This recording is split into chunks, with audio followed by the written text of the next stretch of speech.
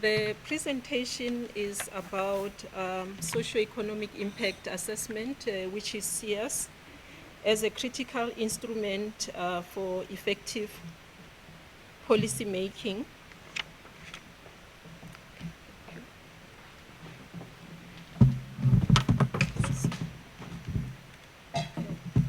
So the presentation will cover introduction and background on SEAS, the rationale, institutional arrangements for its implementation, how SEAS operates, and progress on implementation, as well as also the improvements of the system.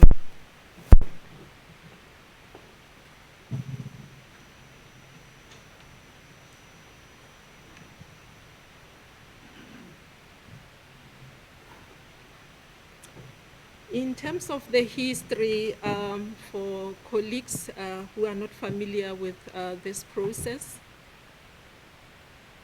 in 2007, Cabinet approved the Regulatory Impact Assessment, RIA, as a tool for better regulation, learning from OECD countries, and approved that it should be piloted for 2 years and be implemented afterwards.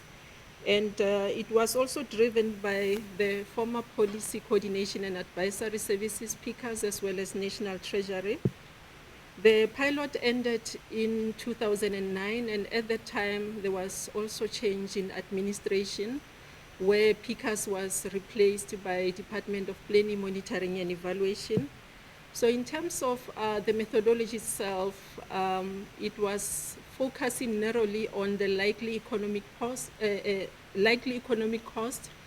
of a draft legislation. So the decision would be based to say this particular bill is costly, and therefore we reject it without looking at the benefits that comes with that particular legislation.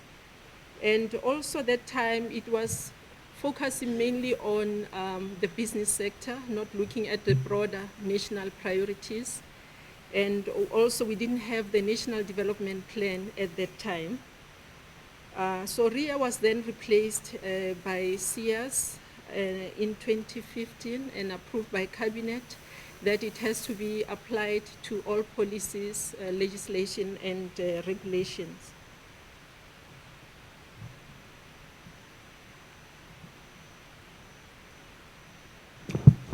Having some problem with technology here. I'll speak from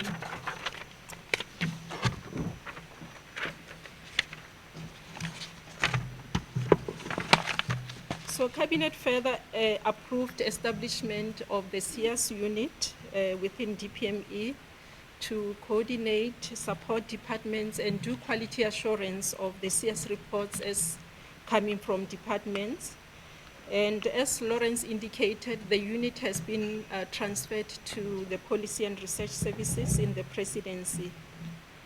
In terms of the IGR and protocol, the President's Coordinating Council approved that SEAS be rolled out to provinces and municipalities, and we started some work with KwaZulu-Natal, Mpumalanga and Northern Cape with inductions and also providing guidance on the rollout.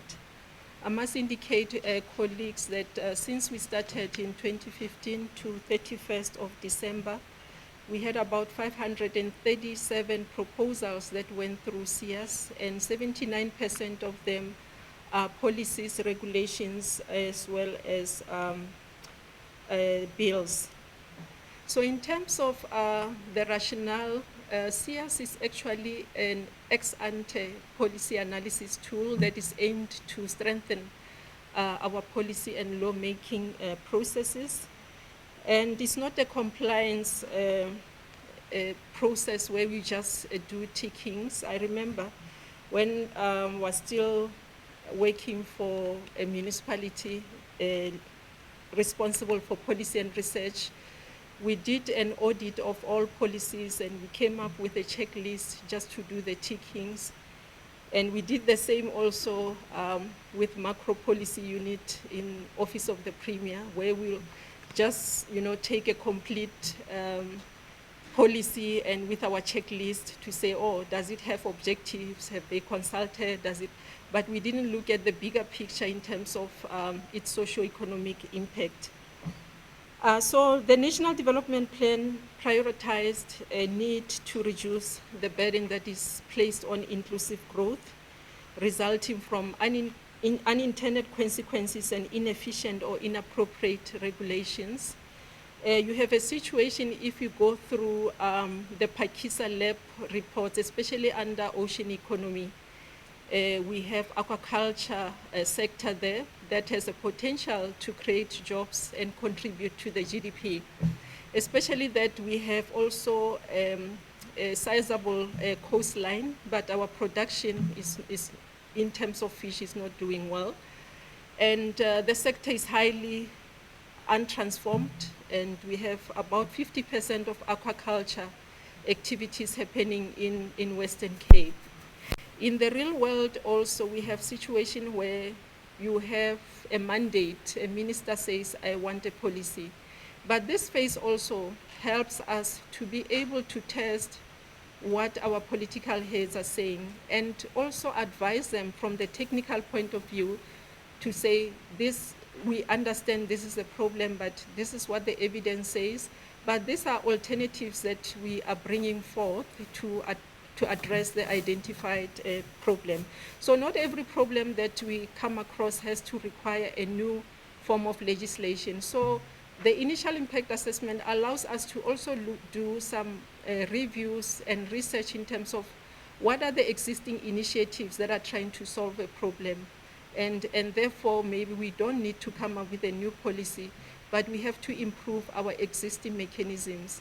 We had a situation where one time a particular department wanted to amend a legislation, and we looked through evidence to say there's nothing wrong with the legislation. The challenge that we are having is to increase inspectorate so that you are able to enforce compliance. So those are some of the discussions that happens at the initial impact assessment.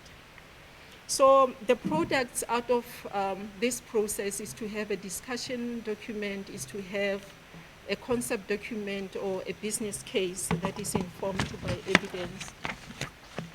The picture here was taken some years back before actually one joined.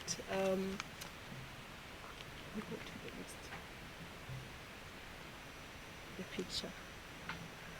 Okay. Before I joined CS, I was worried. There's a board that says do not litter, offenders will be prosecuted.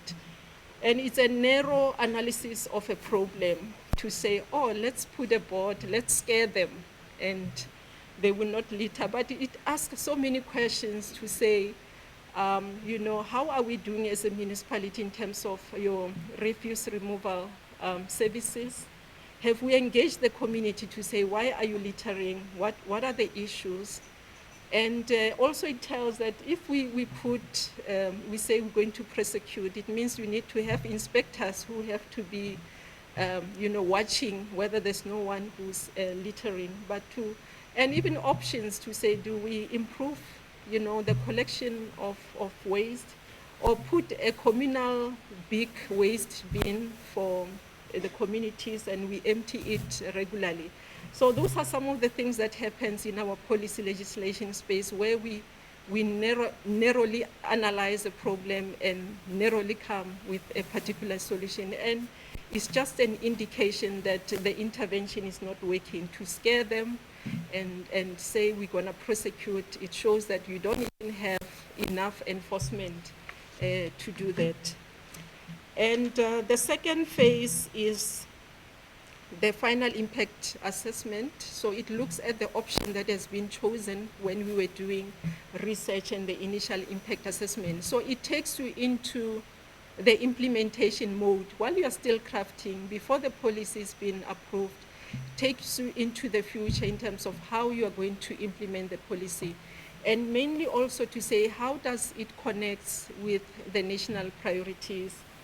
and how does it find space on what is existing. So you don't want to come with a policy that will contradict the policy of another department or legislation. And we also have situations where certain laws will contradict others, but they will make space for repeal of certain sections or repeal of the entire law. So we need to understand that space so that it has to be managed, because we are trying to ensure that we have coherent policies. But it also looks into consultation, which is very important part of policy making, whether we have consulted with our stakeholders. So we don't consult with those that we know will favor our ideas. We need to consult even with those who are against our policy proposals, so that we are able to manage the disputes and litigations that might come through.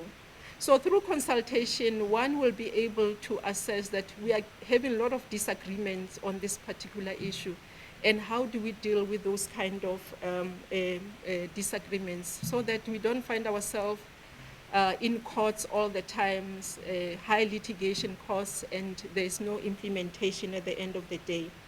The important part about this phase also, it requires that we need to have an implementation plan upfront in terms of how are we going to implement this particular policy, how are we going to measure it, and the important part, the connection between implementation and the problems that we have identified, so that it shouldn't take us 10 years to realize that a particular policy is not effective, and therefore we need to tweak, bring some improvements as we implement. So it's basically about that, and as well as the risks, to say what are the potential risks as we are introducing change, and how are we going to manage it to avoid surprises during implementation. In terms of progress, our unit actually facilitated interdepartmental sessions where there are cross-cutting policies and bills, where we had to deal with duplications and contradictions. And we also provided technical support to some of the high impact policies, to say we have to rewrite the whole thing, and providing that kind of support. We are working with Parliament and NETLEC in terms of SEAS, and we have also a community of practice that is based on some of the cross-cutting challenges that departments require support with regard to the application of SEAS. And one of the interventions is also through the National Policy Development Framework to guide departments on policy making. We have seen changes around policy making, where other departments are no longer going through the green paper process, white paper. Some go straight into the bill without having a discussion document where you properly do research and you thresh all the ideas of policy implementation. Challenges is basically on how we plan our policies. Sometimes it's a rush process. It's in the APP, in my performance agreement, and here is the policy. So we are trying to also come up with standards that will guide where should we put most of our effort in policy making. The issue of using evidence is still a challenge, and through the network we should be able to help each other to share some of the research that has been done, and so that there's a proper holistic view of understanding the problems, as well as benchmarking in terms of how can we solve the socio-economic problems. In conclusion, on improving the system, we'll provide briefs to our policy principals regarding the bills and policies, so that they get to understand the issues that we are confronted with as policy practitioners. And we will no longer do sign-off for bills that are not supported by public policies.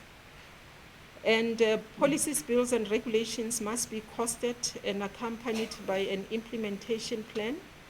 So we are working with also Department of Justice and South African Law Reform Commission to initiate, through evidence, some of the policies and laws that needs to be terminated or repealed, that are not really assisting the economy of the country.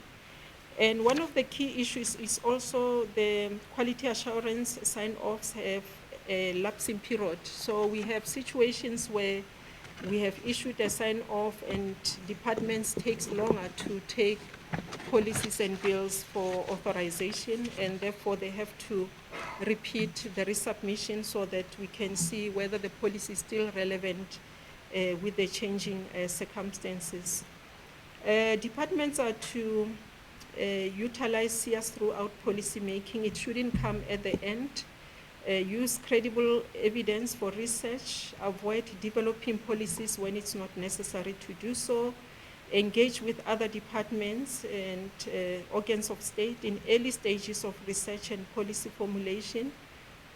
And ensure the costing, as I indicated. And we also introduce a new element to say if you are coming up with a bill or set of regulations that introduce permitting, licensing, and registration regime, we need to have also a streamlined process and also turnaround time, but also further to say how are we doing in terms of when we compete with other countries. So if maybe your turnaround time is 3 years, we want to know why is it not 90 days or 30 days, so that we deal with those issues. We don't want a situation the president has to now go back to departments to ask them to reduce their turnaround time, which is not good in terms of growing the economy. Colleagues, that's basically the presentation on SIAS. Thank you very much.